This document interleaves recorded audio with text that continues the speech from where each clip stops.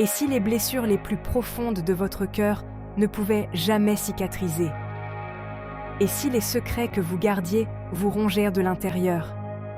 Voici l'histoire poignante de Kokoro, un récit qui touchera tous ceux qui ont déjà été confrontés à la culpabilité, à la solitude ou à la trahison.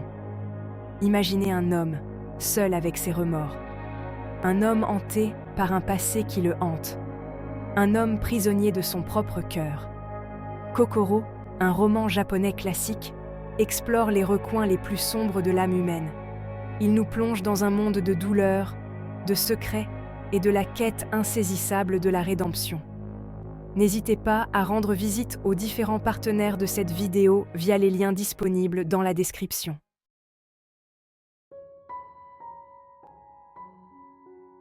L'histoire commence par la rencontre d'un jeune étudiant et d'un homme connu uniquement sous le nom de Sensei. Attiré par sa sagesse mais intrigué par sa tristesse, l'étudiant voit en Sensei un mentor, mais quelque chose de plus profond se cache sous son extérieur calme, un secret douloureux. Qui est Sensei? Pourquoi est-il hanté par son passé? Qu'est-ce qui se cache derrière son regard lointain et ses silences lourds de sens? Assoiffé de connaissances et de conseils, le jeune étudiant se rapproche de Sensei. Il est loin de se douter que ce lien le mènera à un voyage bouleversant au cœur de la souffrance humaine. Au fil de leur rencontre, Sensei se confie peu à peu. Il distille des bribes de son passé, des fragments d'une histoire d'amour, de perte et de trahison.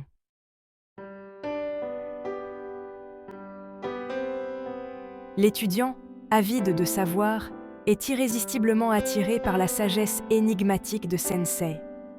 Chaque rencontre est une leçon, non pas dans les livres, mais dans l'observation silencieuse, dans les non-dits lourds de sens. Sensei, malgré sa réserve, semble trouver du réconfort dans la compagnie innocente de l'étudiant. Un lien ténu se tisse entre eux, fait de respect, de curiosité et d'une empathie grandissante. L'étudiant est fasciné par les histoires de Sensei, par ses réflexions sur la vie, l'amour et la mort. Chaque parole est une graine plantée dans l'esprit fertile du jeune homme. Pourtant, un mur invisible semble séparer le maître de l'élève. Une barrière faite de souffrances passées, de secrets bien gardés et d'une tristesse qui semble imprégner l'âme même de Sensei.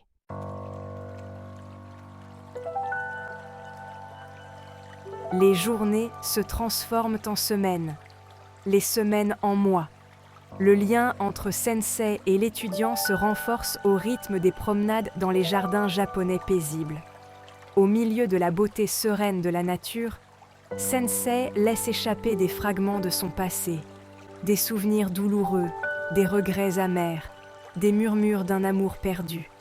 L'étudiant écoute avec attention, son cœur se serrant à chaque confidence. Il perçoit la douleur qui se cache derrière les mots de Sensei, la blessure profonde qui refuse de cicatriser. Un jour, lors d'une promenade sous les cerisiers en fleurs, Sensei se fige. Son regard se perd dans le lointain et un silence pesant s'abat sur eux.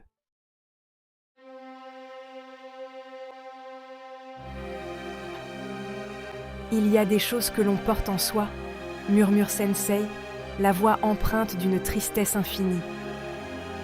Des erreurs que l'on ne peut oublier, des actes qui nous hantent à jamais. L'étudiant reste silencieux, comprenant que Sensei est sur le point de partager un lourd secret. Un secret qui le ronge de l'intérieur, qui le maintient prisonnier de son passé. J'ai aimé et trahi, poursuit Sensei, chaque mot semblant lui arracher un morceau de son âme. J'ai commis l'irréparable et je vis avec le poids de mes actions depuis ce jour maudit. L'étudiant est abasourdi.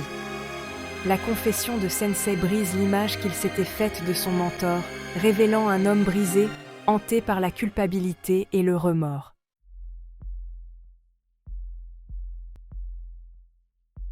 Le silence retombe sur les deux hommes, lourd du poids de la confession de Sensei. L'étudiant, bouleversé, peine à concilier l'image de sagesse et de sérénité qu'il avait de son maître avec la noirceur du secret qui vient d'être révélé. Comment un homme aussi bienveillant, aussi désireux de transmettre son savoir, pouvait-il porter une telle culpabilité? Quel acte terrible avait-il bien pu commettre pour être ainsi hanté par le remords? Sensei, comme s'il lisait dans les pensées de son disciple, reprend d'une voix lasse. Le passé ne nous lâche jamais vraiment. Il nous suit comme notre ombre, nous rappelant sans cesse nos erreurs. L'étudiant n'ose l'interrompre, sentant que chaque mot prononcé est un effort pour Sensei, une bataille contre ses propres démons intérieurs.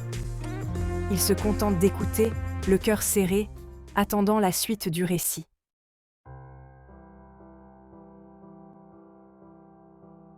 J'étais jeune alors, commence Sensei, le regard perdu dans le lointain, comme s'il revivait ces moments douloureux. Fougueux, ambitieux, persuadé que le monde m'appartenait. Il raconte alors l'histoire de son amitié avec un autre étudiant, un lien fort, indéfectible, fait de complicité intellectuelle et d'une passion commune pour la littérature.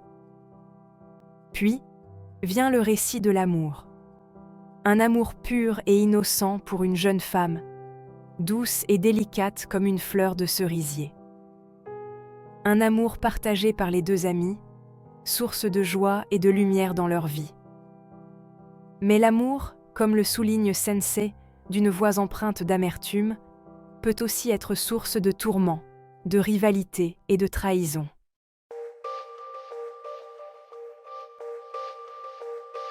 L'histoire de Sensei, poignante et tragique, résonne profondément chez le jeune étudiant. Le récit, bien que situé dans le passé, fait écho à la propre vie du jeune homme. Il réalise que certaines blessures, même infligées il y a longtemps, continuent de hanter ceux qui les portent. Le contraste entre la sérénité du jardin et le tumulte intérieur de Sensei est saisissant. L'étudiant comprend que la paix extérieure ne peut exister sans une paix intérieure, une paix que Sensei semble incapable de trouver. Au fil des jours, l'étudiant observe Sensei avec une attention nouvelle. Il remarque la tristesse qui voile son regard, la solitude qui l'entoure comme un linceul. Il réalise que Sensei, malgré sa sagesse et son savoir, est un homme brisé, incapable de se pardonner son passé. L'étudiant, animé par un désir sincère d'aider son mentor, se retrouve face à un mur. Comment apaiser une douleur si profonde? Comment aider Sensei à se libérer du poids de la culpabilité?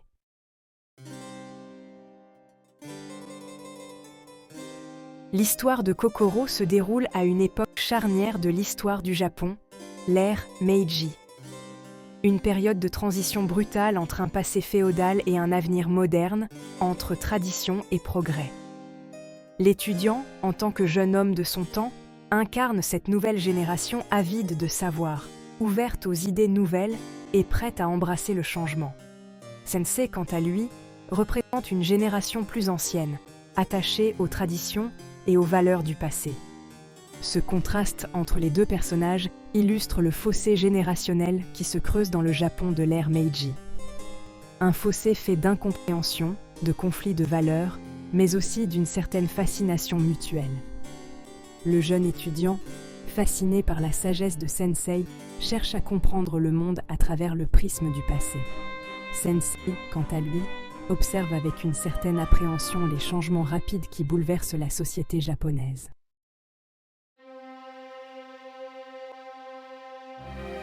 Le Japon de l'ère Meiji est un pays en pleine mutation.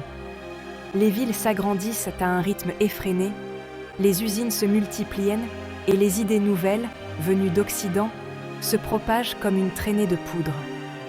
Cette modernisation rapide s'accompagne d'une certaine perte de repères pour l'ancienne génération.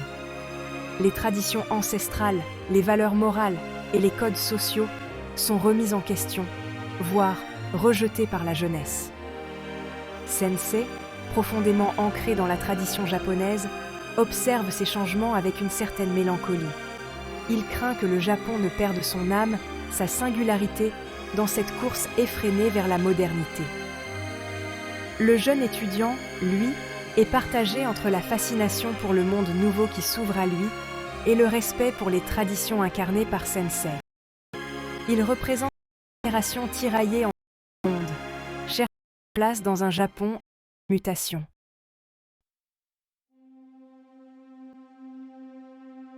Le temps s'écoule, inexorable. L'ombre du passé continue de planer sur Sensei et une mélancolie profonde semble l'envahir un peu plus chaque jour.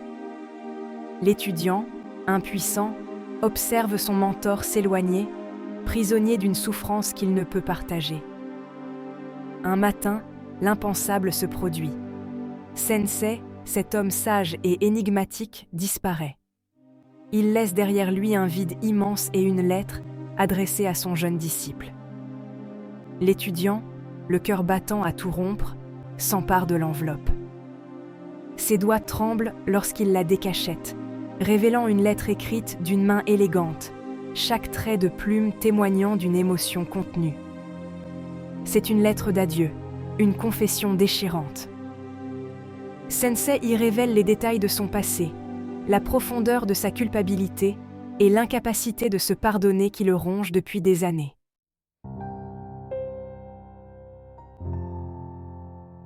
Chaque mot de la lettre de Sensei est une flèche qui vient se planter dans le cœur de l'étudiant. L'histoire d'amour, de trahison et de mort se déroule sous ses yeux, plus poignante encore qu'il ne l'avait imaginé. Sensei décrit avec une précision crue les conséquences de ses actes, la descente aux enfers de son ami, le poids insoutenable du remords qui l'écrase. Il parle de son incapacité à trouver la paix, à se pardonner sa faiblesse passée. L'étudiant découvre alors une autre facette de Sensei, une facette faite de souffrance et de solitude. Il comprend que derrière le masque de sagesse se cachait un homme brisé, incapable de se libérer du joug de son passé. La lettre se termine sur une note d'adieu déchirante. Sensei explique qu'il ne peut continuer à vivre avec le poids de sa culpabilité. Il demande pardon à son jeune disciple pour l'avoir abandonné, pour ne pas avoir su trouver la force de surmonter ses démons.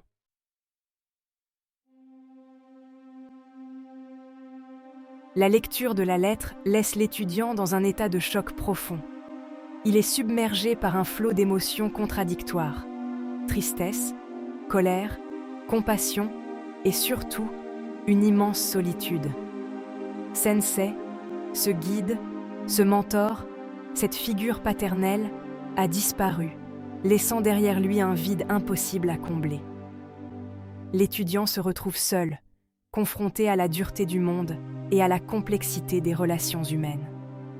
Il relit la lettre encore et encore, cherchant un sens caché, une lueur d'espoir.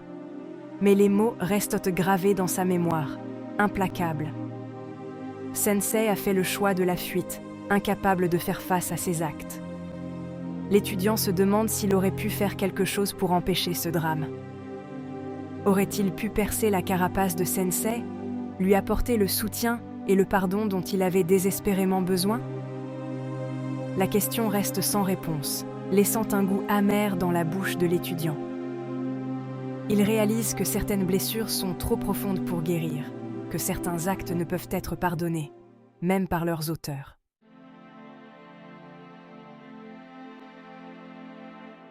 Kokoro est bien plus qu'une simple histoire. C'est une exploration poignante de la psyché humaine, une méditation sur la culpabilité, le regret et le poids du passé. Le récit de Sensei et de son jeune disciple résonne à travers les générations, nous rappelant la fragilité des liens humains et la puissance des émotions refoulées. Le roman de Natsume Soseki est un chef-d'œuvre intemporel qui continue de toucher les lecteurs du monde entier. Il nous invite à nous interroger sur nos propres choix, nos regrets et notre capacité à faire face aux conséquences de nos actes. Si cette vidéo vous a touché, si elle a éveillé en vous une soif d'exploration et de réflexion, n'hésitez pas à découvrir le roman Kokoro. Laissez-vous transporter par la plume sensible et poétique de Natsume Soseki. Kokoro va bien au-delà d'un simple récit. C'est une plongée poignante dans les tréfonds de l'âme humaine, une méditation sur la culpabilité, le regret et le fardeau du passé. L'histoire de Sensei et de son jeune disciple trouve un écho à travers les générations, nous rappelant la fragilité des liens qui nous unissent et la force des émotions enfouies. Le roman de Natsume Soseki est un chef-d'œuvre intemporel qui ne cesse de toucher les lecteurs du monde entier. Il nous invite à questionner nos propres choix, nos regrets et notre capacité à affronter les conséquences de nos actions. Si cette vidéo vous a ému, si elle a éveillé en vous un désir d'introspection et d'exploration, n'hésitez pas à plonger dans l'univers de Kokoro. Laissez-vous transporter par la plume sensible et poétique de Natsume Soseki. Merci d'avoir regardé cette vidéo. Si vous l'avez appréciée, n'oubliez pas de laisser un j'aime, de vous abonner et de la partager. Votre soutien nous encourage à continuer à créer du contenu de qualité. N'oubliez pas de consulter la playlist pour accéder à d'autres vidéos susceptibles de vous intéresser. J'aime, s'abonner, partager.